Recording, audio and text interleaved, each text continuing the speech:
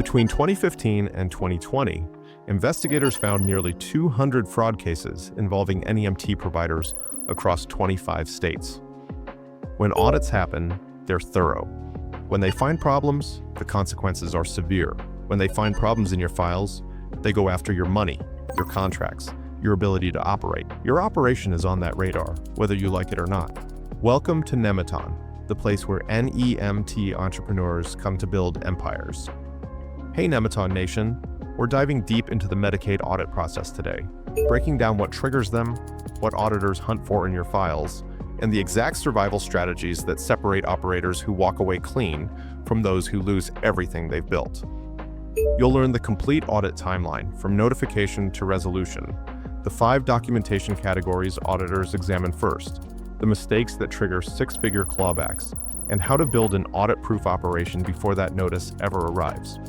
Because here's the reality, audits aren't optional, they happen. The only question is whether you're ready.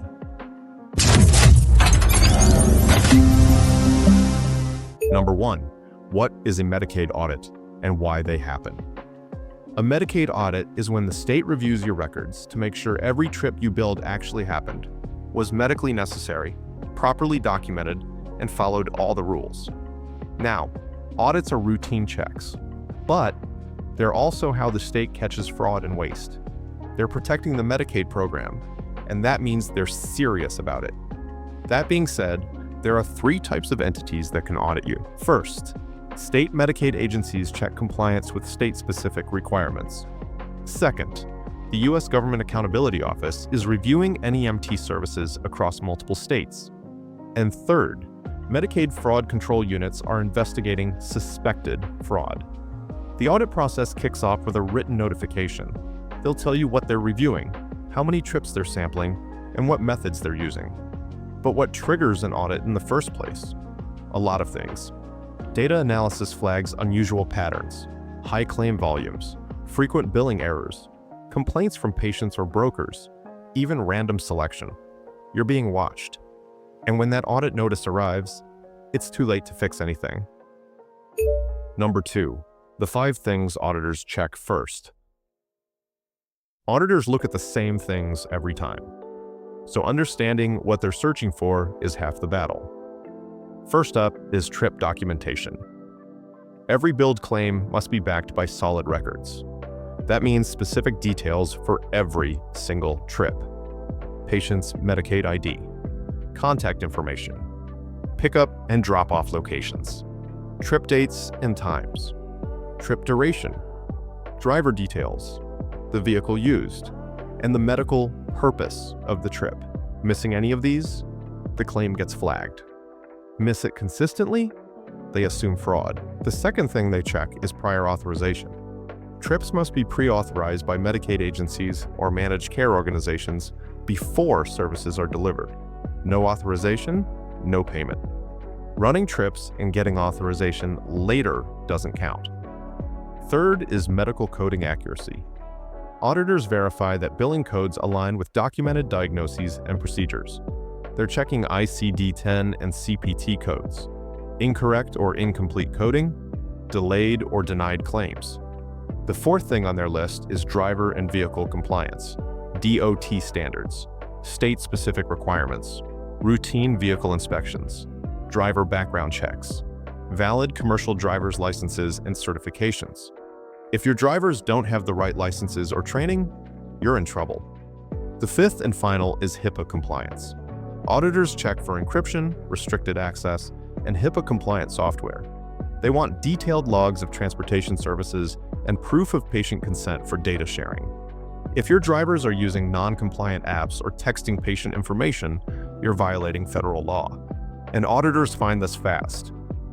Number 3, what happens when they find problems? Alright, so auditors finish the review.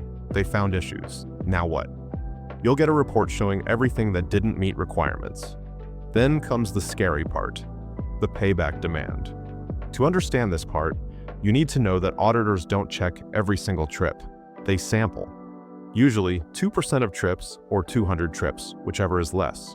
They find violations in that sample, then extrapolate to all your trips. Let's say they review 200 trips and find 30 have documentation problems. That's 15%. They assume 15% of all your trips have the same issues. If you billed $1 million last year, they could demand $150,000 back. And that's before penalties.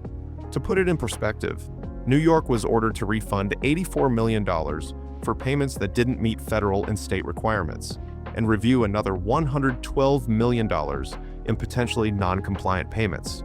That's not a fine. They're asking for money already paid. And it's not just the money. Audits can trigger contract suspension while issues are sorted, difficulty winning future contracts, your name added to problem provider lists, and other states seeing your violations. Audits can also claw back reimbursements for past trips with missing documentation.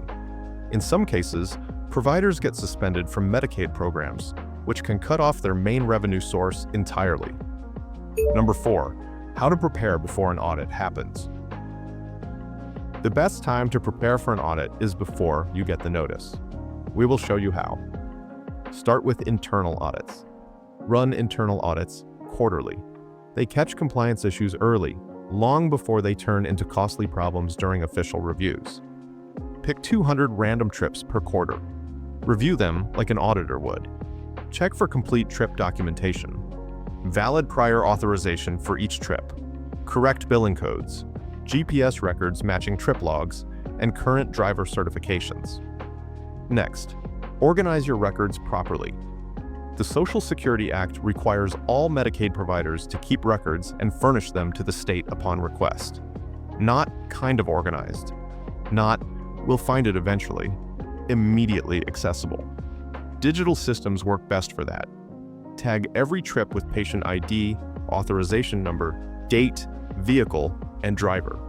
Make everything searchable. When auditors request 18 months of records for a specific patient, you should be able to pull it in minutes, not days. Train your staff on documentation. This isn't optional, it's essential. Regular training sessions for drivers and anyone handling trips. They need to know the rules. GPS must be on. Times accurate. Patient signatures collected. Drop-offs confirmed. One driver forgetting GPS on 50 trips. That's 50 denied claims. Use audit-ready software. Ditch outdated tools and switch to NEMT software built for compliance.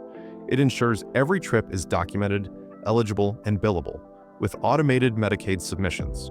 Software that auto-captures GPS, enforces required fields, and flags missing authorizations. It prevents most audit headaches before they happen. Before we get into what to do when that audit notice hits your desk, there's something you should know. We've built the Medicaid Audit Readiness Scorecard that walks you through every documentation requirement, compliance checkpoint, and system gap auditors exploit to trigger six-figure clawbacks. It's the same self-assessment framework successful operators use to catch problems before auditors do. Completely free. Link in the description. Number 5, what to do when you get the audit notice. Okay, so the notice arrives. You have 30 days to respond with the requested documents. Here's your survival checklist. First thing, read the entire notice carefully. The notice includes critical details about sampling and extrapolation methods auditors will use. Understand what they're examining. How many trips are they sampling? What time period are they covering? If they're asking specifically about prior authorizations, that's what they suspect is wrong. Next, gather everything they request. Give them exactly what they ask for. Don't volunteer extra information. Don't add explanations unless required. Extra documents create extra opportunities for them to find problems. Organize it clearly. Label everything. Make it easy for them to review. The harder you make their job, the deeper they dig. While you're gathering documents, fix ongoing issues immediately. If you realize you have systematic problems, fix them now. Don't wait for the audit results. If drivers aren't recording GPS, implement mandatory GPS verification today. Showing improvements between the audit period and the audit response, that demonstrates good faith. And always, always seek help. For small audits reviewing a few hundred trips, you can probably handle it yourself. For larger audits involving extrapolation and potential six-figure paybacks, hire someone who specializes in Medicaid audits, Number 6, the appeal process, your last line of defense. What if the audit results come back and they find violations? They want money back, but you disagree with their findings. What now? You have appeal rights. Use them. Start by requesting detailed findings. You're entitled to see exactly which trips they flagged and why. Get the specifics. Documentation insufficient isn't enough. You need to know what specific elements were missing. Sometimes auditors make mistakes. They misread records. They applied the wrong standards. You can't challenge their findings if you don't know precisely what they are. If you actually have the documentation they claim is missing, submit it during the appeal. Late submission is better than no submission. Some audits get overturned when providers produce records that were there all along, but not properly organized. You can also challenge extrapolation methods. Extrapolation is where small errors become massive paybacks. If auditors found problems in 15% of sampled trips and extrapolated that to your entire operation, you can challenge whether the sample is representative. Statistical methodology matters. If they only sampled 1 month and extrapolated to the entire year, but that month had unusual circumstances, the extrapolation may be invalid. But even if you lose the appeal, you don't have to pay everything immediately. Most states allow payment plans for audit recoveries. Number 7, the audit ready checklist. But as always, it's better to prevent problems before they happen. So here's a checklist to see if you're ready for an audit. Let's start with documentation. Can you grab complete trip records for any patient in under 10 minutes? Are all your trips GPS verified? Do you have valid prior authorization numbers for every Medicaid trip? Are your timestamps accurate and matching your GPS data? Okay, now about driver compliance. Do all your drivers have current commercial licenses? Are background checks done and on file? Is your drug testing program active, both initial and random? Are training certifications up to date? Good. Now vehicle compliance. Are inspection reports current for every vehicle? Are maintenance logs complete and organized? Insurance certificates active? If you have wheelchair vans, is ADA compliance verified? Be honest about your operation. 1 no is a risk, 5 no's, and you've got a disaster waiting to happen. Surviving a Medicaid audit comes down to one thing: preparation. The operators who walk away clean from audits aren't lucky, they're organized. They treat every trip like it's going to be audited, because eventually, some of them will be. They run quarterly internal audits. They use compliance software that enforces documentation standards, and they fix problems before auditors find them. The operators who lose everything, they wait until the notice arrives to start organizing. By then, it's too late. Build your operation like you're being watched, because you are. Document everything. Verify authorization before the trip, not after. Train your drivers on GPS protocols. Make your records searchable and immediately accessible. Do this now, and when that audit notice arrives, you'll be ready.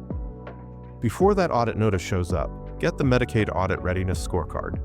It breaks down every compliance checkpoint auditors examine, the documentation gaps that trigger clawbacks, and the exact internal audit process that keeps you ahead of state reviews. This is what prepared operators use to stay off the problem provider list. Free download, check the description. This is one of those areas where mistakes are expensive.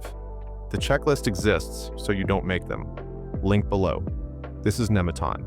Welcome to the Empire. If this breakdown helped you understand what auditors actually look for, subscribe. Let's protect your operation. And hey, drop a comment. Have you been audited, or are you preparing for one?